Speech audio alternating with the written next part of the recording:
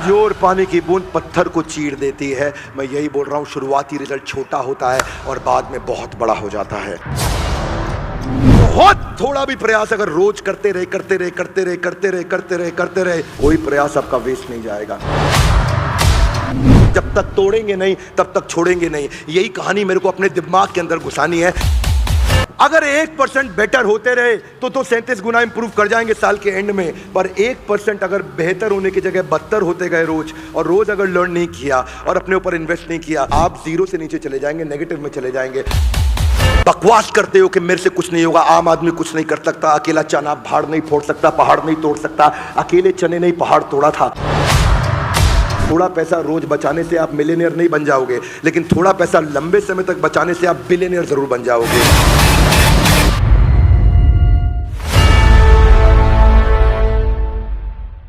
आप सबका बहुत बहुत स्वागत है। आज का एपिसोड है दूसरे अध्याय का 40वां श्लोक। पिछले एपिसोड में हमने समझा कि भगवान कृष्ण ने अर्जुन को इंस्पायर किया कि कैसे तुम्हारी बेइज्जती के कारण तुम बर्बाद हो सकते हो। यह एपिसोड उन सब के लिए बहुत काम का है जो अब कृष्ण बताएंगे। इस एपिसोड में कृष्ण चर्चा करने वाले हैं कि कैसे अगर आप बहुत छोटी पोजीशन पे खड़े हैं, कोई सफलता जिंदगी में नहीं मिली, तो आज क्या करना है। जानना चाहेंगे? Yes! एक गाइस एवरीबॉडी लाउड, जानना चाहेंगे? Yes! अगर आप जिंदगी में बहुत पीछे खड़े हैं और आपसे लोग दुनिया बहुत आगे निकल चुकी है, तो अब आपको इस समय क्या करना चाहिए, शुरुआत कैसे करनी चाहिए, स्टार्ट कैसे करना चाहिए। दूसरे अध्याय का 40वां श्लोक, नेहा विक्रम नाशो अस्ति प्रत्यवायो न विद्यते स्वल्पमप्यस्य धर्मस्य त्रायते महतो भयात्। बहुत सुंदर अनुवाद व तात्पर्य एसी भक्तिवेदांत स्वामी श्रील प्रभुपाद जी के द्वारा। श्रील प्रभुपाद की जय। हाथ आगे लाइए। अर्जुन शुरू करो। क्योंकि इस प्रयास में हानि नहीं होती है, अपितु इस पथ पर की गई अल्प प्रगति भी महान भय से आगे चल के रक्षा करेगी। क्या मेरी बात समझ आ रही है? Yes. अंग्रेजी में क्या कहा है? In this endeavour there is no loss और diminution and a little advancement and a little advancement on this path can protect one from the most dangerous type of fear. सुनिएगा जरा बात को। न इहा नहीं होगा, अभिक्रम जो प्रयास कर रहा है, नाशवस्ति उसका नाश नहीं होगा कभी भी। जितना प्रयास किया है वो प्रोटेक्ट होता है। हाथ आगे लाइए। जितना प्रयास किया है वो जीरो नहीं होता। आपके फेलियर का मतलब जीरो नहीं हुआ, क्योंकि वो अक्यूमुलेट हो रहा होता है। वो जीरो तब होता है जब कंसिस्टेंसी समाप्त होती है। सुनना मेरी बात को ध्यान से। न इहा अभिक्रम नाशो अस्ति उसका नाश नहीं होगा। किसका? प्रत्यवायो न विद्यते स्वल्पमप्यस्य धर्मस्य जिसने थोड़ा सा भी काम चालू कर दिया, त्रायते हाथ आगे लाइए, तार देंगे, महतो भयात हाथ आगे लाइए, महान महतो मतलब महान, भय मतलब फियर। महान भय से भी उसकी रक्षा हो जाएगी। किसकी रक्षा होगी? उस व्यक्ति की जो छोटी छोटी शुरुआत के साथ अक्यूमुलेटेड रिजल्ट्स को बड़ा करता है। क्या मेरी बात समझ आ रही है? Loudly yes no. भगवान अर्जुन को समझा रहे हैं कि लगातार प्रयास करने में कोई हानि नहीं है, और इसमें थोड़ी थोड़ी उन्नति आपको सबसे भयानक भय से बचा सकती है। पिछली बारी भयानक भय क्या बताया? अकीर्ति चापी भूतानी। अकीर्ति, जब आपकी कीर्ति छिन जाएगी आप बर्बाद हो जाओगे। So start from where you are. Consistency is the key to success. निरंतर प्रयास करना। हाँ हाथ आगे लाइए। भाई साहब मैं जीरो पे नहीं हूं, मैं माइनस में हूं, क्या करूं? हाँ, consistency in progression will get you out of depression. One more time, come on. Consistency, हाथ आगे लाइए ऐसा। Consistency in progression, ऊपर जाने में, will get you out of recession and depression. One more time, come on. हाथ आगे लाइए। Consistency in progression will get you out of recession and depression. क्योंकि आज हम क्या चर्चा कर रहे हैं? गीता इन। जब जंगल में आग लगी तो चिड़िया भी था, कौवा भी था। चिड़िया नदी से उस आग को बुझाने के लिए एक एक बूंद पानी लेकर के आ रही थी, और कौवा वहां बैठ के हंस रहा था। कौवे ने बोला, तेरी ये एक बूंद पानी डालने से जंगल की आग बुझने नहीं वाली। तो चिड़िया ने क्या जवाब दिया? इतिहास में जब भी चर्चा की जाएगी, मेरा नाम आग बुझाने वालों में होगा और तेरा नाम तमाशा देखने वालों में होगा। प्रत्यवायो न विद्यते। ऐसे व्यक्ति का नाश नहीं होता जो लगातार कंसिस्टेंट। जानते हैं क्या फर्क है लेजेंडरी लोगों में और एवरेज लोगों में? क्या फर्क है? क्या फर्क है? कोई फर्क नहीं है, केवल कंसिस्टेंसी गोल स्टेटमेंट के प्रति, उसी का फर्क है।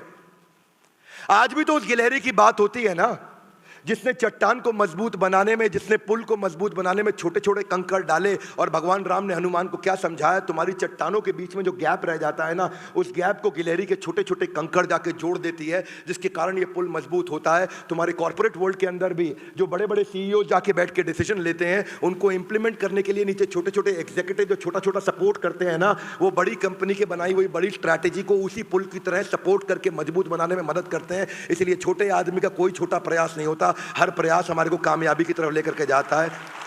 स्वल्पमप्यस्य धर्मस्य त्रायते महतो भयात्। तो छोटे छोटे कंकड़ भी जिस कारण पुल सेतु को मजबूत बनाते हैं, उसकी बात कृष्ण ने करी यहां पे। आप जानते हैं वर्ल्ड ट्रेड सेंटर पे अटैक किसने किया था? ओसामा बिन लादेन ने। यस, क्या हुआ? ओसामा बिन लादेन अमेरिका में रहता था। Loudly yes no? अमेरिका में रहता था। Yes no? कहां रहता था Osama bin Laden? Osama bin Laden Afghanistan में नहीं, पाकिस्तान के अबेटाबाद में था। 2001 में अटैक हुआ था और 2011 में जाके दूसरी देश के अंदर जाकर के उसको पकड़ के मारा गया। वो कंसिस्टेंट एफर्ट नहीं होता तो कभी भी देश के राष्ट्रपति का विश्व के ऊपर कभी विश्वास नहीं किया जाता। अमेरिका और इजराइल के बारे में यही माना जाता है। अपने देश के वीरप्पन को पकड़ने में समय लगा, शायद उतना कंसिस्टेंट एफर्ट नहीं था। 24 साल बाद वीरप्पन पकड़ा गया था और यहाँ दूसरे देश के अंदर जाकर के 10 साल में ओसामा बिन लादेन को उखाड़ा। मुद्दा है, if you get 1% better every day, you will get 3800% better, यानी कि 37 गुना ज्यादा बेहतर हो जाते हैं एक साल के अंदर 365 दिन में। बस 1% better every day, 1% better every day. स्वल्पमप्यस्य धर्मस्य सुअल्प, थोड़ा सा प्रयास। अल्प भी कृष्ण अल्पमप्यस्य भी बोल सकते थे। अद्भुत बात देखो, कृष्ण ने अल्पमप्यस्य भी नहीं बोला, सुअल्पमप्यस्य, यानी कि थोड़ा भी नहीं, बहुत थोड़ा भी प्रयास अगर रोज करते रहे न इहा विक्रम नाशो अस्ति, कोई प्रयास आपका वेस्ट नहीं जाएगा। किसी का नाश नहीं होने वाला, किसी भी प्रयास का नाश नहीं होने वाला। When these efforts they get accumulated, results come so huge you can't even imagine। हाथ आगे लाइए। कैसे? क्योंकि शुरुआती रिजल्ट छोटा होता है। Little louder everybody guys, come on। शुरुआती result, one more time everybody, शुरुआती रिजल्ट दोनों दिशा में, ऊपर जाने, बेहतर होने में और बदतर होने में शुरुआती रिजल्ट छोटा होता है। शुरू में अपनी पत्नी को इग्नोर करोगे, वो आपको माफ कर देंगे, पर लगातार इग्नोर करते रहोगे, रिजल्ट बहुत बड़ा हो जाएगा। Are you with me? ये दोनों तरफ होता है। शुरू में ज्यादा खाना खाओ, कोई फर्क नहीं पड़ता, पर अगर बहुत दिन तक ज्यादा खाना खाते रहे और गलत खाना खाते रहे, रिजल्ट एकदम बदल जाएगा। हाथ आगे लाइए। शुरुआती रिजल्ट छोटा होता है। One more time, come on। शुरुआती रिजल्ट अगर 1% बेटर होते रहे तो 37 गुना इंप्रूव कर जाएंगे साल के एंड में, पर 1% अगर बेहतर होने की जगह बदतर होते गए रोज, और रोज अगर लर्न नहीं किया और अपने ऊपर इन्वेस्ट नहीं किया, जमाने के आगे बढ़ने की स्पीड बहुत तेज है, आप जीरो से नीचे चले जाएंगे, नेगेटिव में चले जाएंगे। मेरी बात सुनो, थोड़ा पैसा रोज बचाने से आप मिलियनियर नहीं बन जाओगे, लेकिन थोड़ा पैसा लंबे समय तक बचाने से आप बिलियनियर जरूर बन जाओगे। मेरी बात सुनिए, 3 दिन जिम में जाकर के आप आर्नोल्ड नहीं बन जाओगे, पर लगातार जिम में जाते रहोगे तो हो सकता है आप मिस्टर ओलंपिया भी बन जाओ, मिस्टर वर्ल्ड भी बन जाओ। मैं यही कह रहा हूं कि 3 दिन अगर फ्रेंच सीखोगे तो फ्रेंच बोलने नहीं लग जाओगे, पर लगातार जब फ्रेंच सीखते रहोगे, क्योंकि शुरुआती रिजल्ट छोटा होता है। One more time, come on. शुरुआती रिजल्ट, कृष्ण ने ऐसे ऐसे प्रिंसिपल्स बताए। सुअल्पमप्यस्य, इतना इतना भी प्रयास करते रहोगे अर्जुन, तुम महान भय से तुम्हारी रक्षा हो जाएगी। और महान भय पीछे के 3 श्लोकों की अभी हमने चर्चा करी पिछले एपिसोड में कि वो महान भय क्या है। लॉस एंजलिस से न्यूयॉर्क जाते वक्त अगर 180 डिग्री नहीं, 145 डिग्री नहीं, 90 डिग्री नहीं, 75 डिग्री नहीं, 45 डिग्री नहीं, 15 डिग्री नहीं, 5 डिग्री नहीं, अगर केवल 3.5 डिग्री साउथ कर देना अगर उसको प्लेन को, तो वो भाई हवाई जहाज लॉस एंजलिस से न्यूयॉर्क उतरने की जगह वो वॉशिंगटन डीसी उतर जाएगा। शुरुआत में 3.5 डिग्री इतना हुआ, इतना इतना, बोला इधर देख रहा है जहाज, इतना सा इधर देखा, पता भी नहीं चलेगा 3.5 डिग्री क्या होता है। ये ऐसे जहाज जाना था, ऐसे जाने की जगह हल्का सा ऐसे जा रहा है बस। अब ये सीधा है कि ये सीधा, आपको पता भी नहीं चलेगा। 3.5 डिग्री इतना ही है, लेकिन वही 3.5 डिग्री बढ़ बढ़ के वो जहाज एग्जैक्टली न्यूयॉर्क उतरने की जगह वॉशिंगटन डीसी उतर जाएगा। मैं ये बोल रहा हूं, शुरुआती result, everybody louder guys, come on Delhi, louder. शुरुआती रिजल्ट। आपकी नेटवर्थ क्या है? आपकी नेटवर्थ आपकी फाइनेंशियल हैबिट्स का आउटकम है। आपकी फिजिकल फिटनेस क्या है? आपकी फिजिकल फिटनेस आपकी ईटिंग हैबिट्स का रिजल्ट है। आपकी इस समय आपका विजडम, आपकी नॉलेज, आपकी जो लर्निंग हैबिट्स का आउटकम है। आज आपकी नॉलेज कौन सी हैबिट्स लेकर के आते हैं, बिल्ड करते हैं, वो डिसाइड करेगा आगे क्या होने वाले हैं। कैलाश सत्यार्थी हमारे देश का, उनको कोई नहीं जानता था। आज पद्मश्री, पद्म भूषण, पद्म विभूषण की बात नहीं कर रहा हूं, आज भारत रत्न की बात नहीं कर रहा हूं। कैलाश सत्यार्थी को नोबेल पीस प्राइज मिला। L6 कालका जी, यहीं साउथ दिल्ली में उनका छोटा सा ऑफिस हुआ करता था। सरकारी नौकरी उन्होंने 30 साल पहले छोड़ी थी। किस लिए? बचपन बचाओ आंदोलन, बचपन बचाओ आंदोलन, BBA, बचपन बचाओ आंदोलन। और बचपन बचाओ आंदोलन में बंधुआ मजदूरों के लिए लड़ाई लड़ी। 1 लाख बच्चों को उन्होंने बचाया। आज पूरी दुनिया के अंदर उनको जनक माना जाता है। Global rights for child rights. आप जानते हैं वो क्या कर रहे हैं? लगातार बच्चों के लिए काम करते रहे, करते रहे, करते रहे, करते रहे, करते रहे। बहुत सारी छोटी बच्चियों को वैश्यावृत्ति से उन्होंने बचाया। लेकिन आज हम उनको जानते हैं कि उनके छोटे छोटे कंसिस्टेंट एफर्ट थे। जब उनको दुनिया का सबसे बड़ा रिकॉग्निशन, नोबेल पीस प्राइज किसी भारतीय को मिला, कैलाश सत्यार्थी को, अभी कुछ साल पहले, तब आज हम कैलाश सत्यार्थी को पहचान रहे हैं। यही आदमी जब छोटा शुरू करता है ना, उसको लगता है मैं वहां नहीं पहुंच पाऊंगा। और वही आम आदमी के लिए श्लोक बोला है। कई बार आदमी सोचता है कि भगवद गीता अर्जुन के लिए बोली गई थी। एवरीबॉडी, भगवद गीता किसके लिए बोली गई थी? ना लाउडर, कम ऑन, किसके लिए बोली गई थी? भगवद गीता मेरे लिए बोली गई थी। जैसे ही ये बात समझ में आती है तो समझ में आता है कृष्ण ने मुझे बोला है।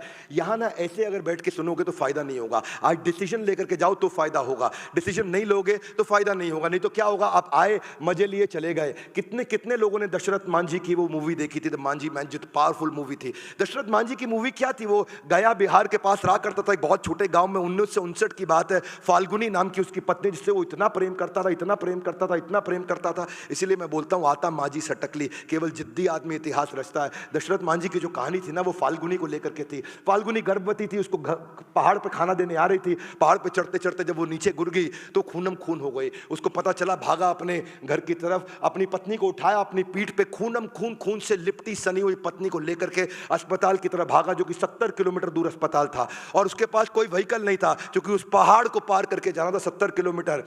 उसकी जब पत्नी को अस्पताल लेके गया, पहुंचा तो ब्रॉट डेड बोला डॉक्टर ने कि आप इसको मुर्दा लेकर के आए हैं, ये मर चुकी है। दशरथ मांझी को इतना गुस्सा था, इतना गुस्सा था, उस पहाड़ पे हथौड़ी छेना लेकर के लग गया। और हथौड़ी छेना लेकर के 22 साल तक उस पहाड़ को तोड़ता रहा। 9 मीटर की गहरी सड़क बना दी। और वही पहाड़ जिससे पहले 55 किलोमीटर का रास्ता था, वो 15 किलोमीटर का रास्ता रह गया। आज पूरा देश, पूरी दुनिया मांझी माउंटेन मैन को जानती है। क्यों? स्वल्पमप्यस्य धर्मस्य त्रायते महतो भयात्। स्वल्पमप्यस्य, थोड़ा थोड़ा प्रयास चालू करो।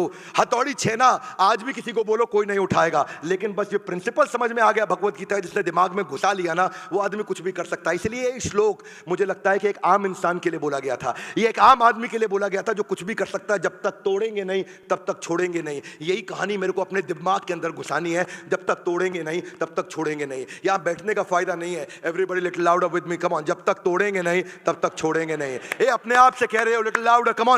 जब तक तोड़ेंगे नहीं तब तक, जब तक तोड़ेंगे नहीं, अपने आप से बोलो, कम ऑन। आंख बंद करके लाउडेस्ट पॉसिबल, ऊंची आवाज में, गर्दन ऊपर। और जो वीडियो में देख रहा है वो भी, जब तक तोड़ेंगे नहीं। मुद्दा यही है, मुद्दा यही है, तब तक छोड़ेंगे नहीं। लेकिन क्या लोगों को रातों रात अमीर बनना है? जो स्टॉक मार्केट है ना, ये कभी भी रातों रात अमीर नहीं बना सकती, रातों रात गरीब तो बना सकती है आपको।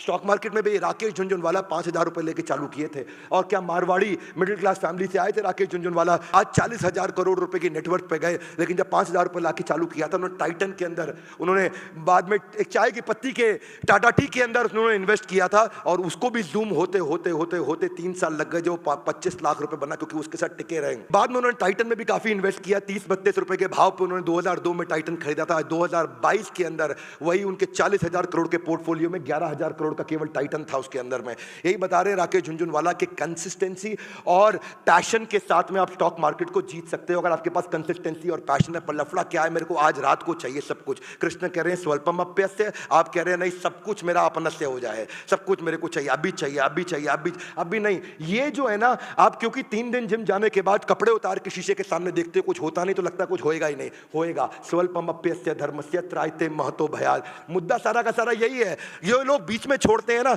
लफड़ा उन्हीं का है। ये रोज बंदर की तरह छलांग मार के अलग अलग चीजें बदलते हैं, अलग अलग फैक्ट्री बदलते हैं, अलग अलग धंधा बदलते हैं, अलग अलग स्टार्टअप बदलते हैं। दिक्कत उनके साथ ही है। थॉमस एल्वा एडिसन के बारे में पहले भी बता चुका हूं, 3000 थ्योरीज पे उन्होंने काम किया था, जिसमें वो 10,000 दफा फेल हुए थे बल्ब बनाने के लिए।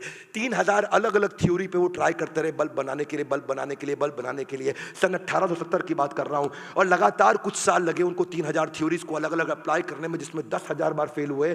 और उसके बाद जब उन्होंने बल्ब बनाया तो किसी ने उनसे कहा कि तुम 10,000 दफा फेल हो गए तो बड़ी कमाल की बात है, तुम कैसे लगे रहे, कैसे लगे रहे? बोला ना ना, मैं कभी फेल नहीं हुआ। बोला 10,000 फेलियर थे वो? तो बोला मैं अलग अलग तरीके सीख गया जिनसे बल्ब बनता नहीं, मैं हर बार सीखता गया। वही है स्वल्पमप्यस्य धर्मस्य त्रायते महतो भयात्।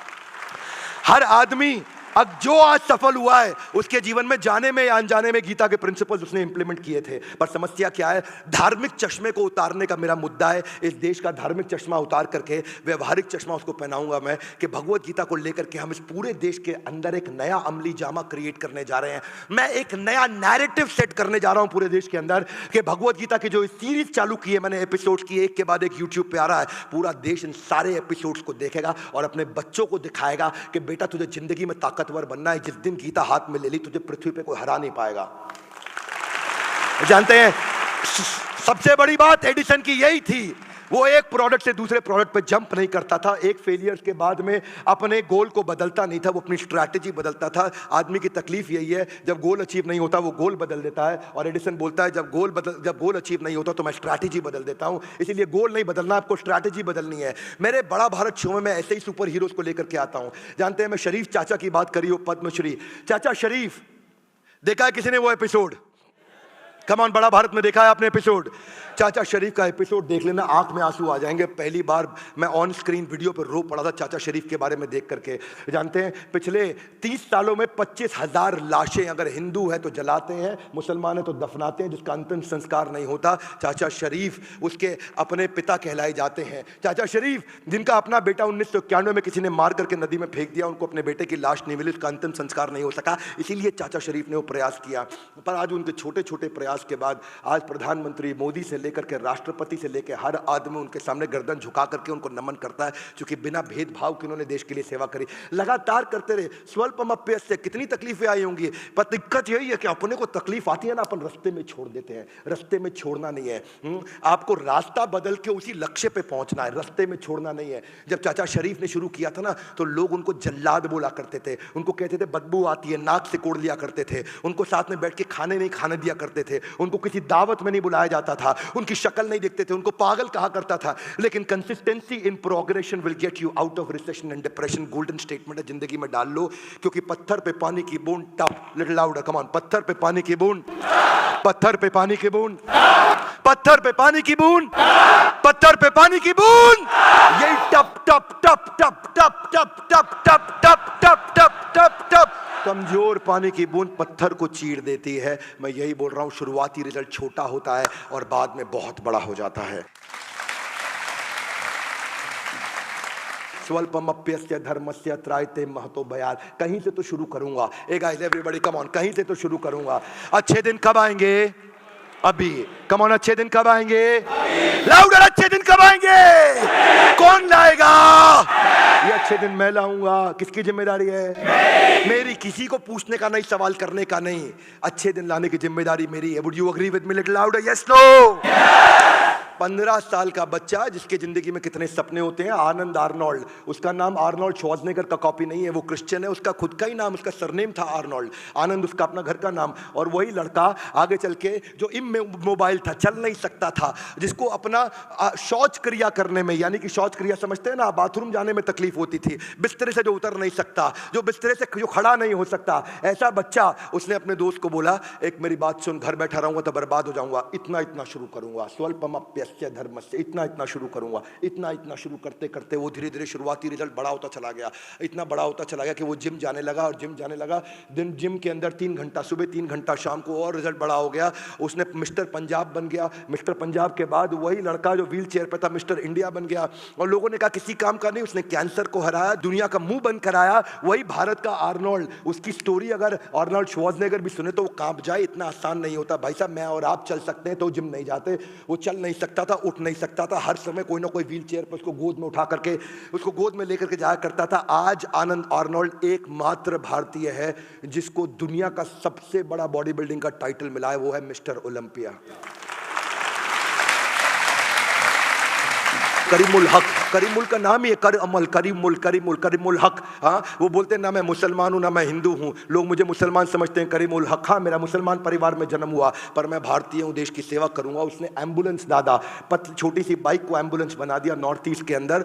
वो शुरू में जब लोग बीमार पड़ते थे तो 70 किलोमीटर दूर उनका अस्पताल होता था, तो बाइक को एम्बुलेंस बना करके साइड में करीमुल हक लोगों को लेकर जाया करते थे। मजाक उड़ाते थे ना, जो उनकी एक पड़ोसन औरत थी उनका बहुत मजाक उड़ाया करती थी, वो बहुत बकवास करती थी, उनको गाली भी देती थी। और क्या हुआ, वो एक दिन एम्बुलेंस दादा को सुबह सुबह फोन आया, बोला वो जो औरत आपको गाली देती थी उसको सांप ने काट लिया, मर जाएगी बेचारी, उसको अस्पताल ले जाओ।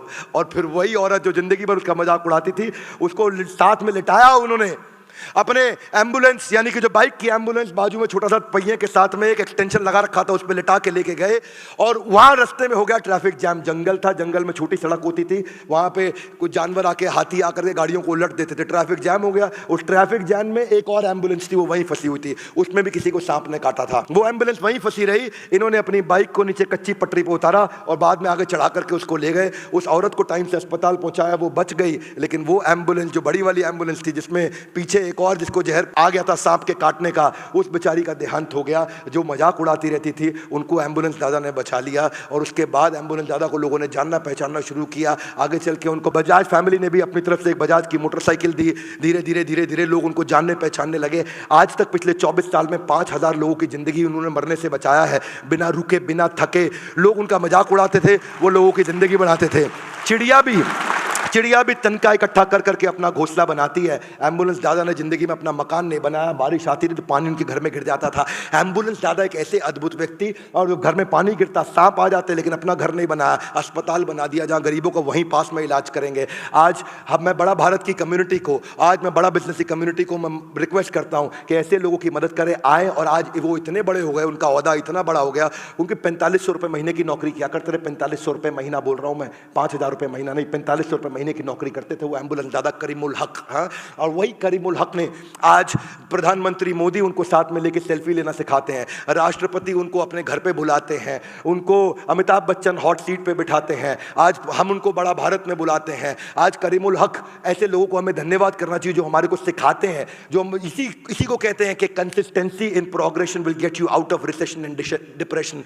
नेहा विक्रम नाशुवस्ती, कभी नाश नहीं हो सकता ऐसे व्यक्ति का। दिक्कत नाश उसी का होगा जो चालू नहीं कर रहा है। One more time, come on, नाश उसी का होगा जो आज मुझे शुरुआत करनी है। यहां बैठ के निर्णय लेकर के जाना, यहां जो वीडियो देख रहा है वो निर्णय लेकर के जाना, डिसीजन लेना है। हाँ, क्योंकि अच्छे दिन कब आएंगे? लाउड कम ऑन, अच्छे दिन कब आएंगे? कौन लाएगा? यही भगवत गीता आपके जीवन में अच्छे दिन लेकर के आएगी, और इसीलिए हमने शुरू किया है। कौन सा सीरीज है? Everybody give me your right hand out. Gita in, come on, Gita in. Bhagavad Gita को एक्शन में उतारना, लाल कपड़े में लपेट के नहीं रखना है। लाल कपड़े पर लपेट के कसम खाना वो ज्यादा बड़ा अपराध है, बजाय के गीता को अपने जीवन में नहीं उतारना। उठाइए, रोज अपने बच्चों को समझाइए कि गीता को जीवन को बेहतर बनाने के लिए पढ़ें। और अगर नहीं पढ़ पा रहे, नहीं समझ में आ रही, इस सारे एपिसोड को, पूरा एक एक एपिसोड को ध्यान से देखिए, और अपने बच्चों को तो जरूर दिखाएं, साथ में बिठा के दिखाएं, पूछे उनकी जिंदगी में लर्निंग क्या है। नैरेटिव बदलने की कसम खाइए इस पूरे देश के अंदर कि भगवत गीता लोगों की कैसे जिंदगी बदल सकती है। एक के बाद एक सारे एपिसोड एक एक श्लोक पे हम लेते चले जाएंगे, और पूरी भगवत गीता को पूरे देश तक पहुंचाएंगे। हमारे साथ जुड़े रहने के लिए, इस एपिसोड को पूरा देखने के लिए आप सबका दोबारा हृदय की गहराई से प्रेम पूर्वक बहुत बहुत धन्यवाद।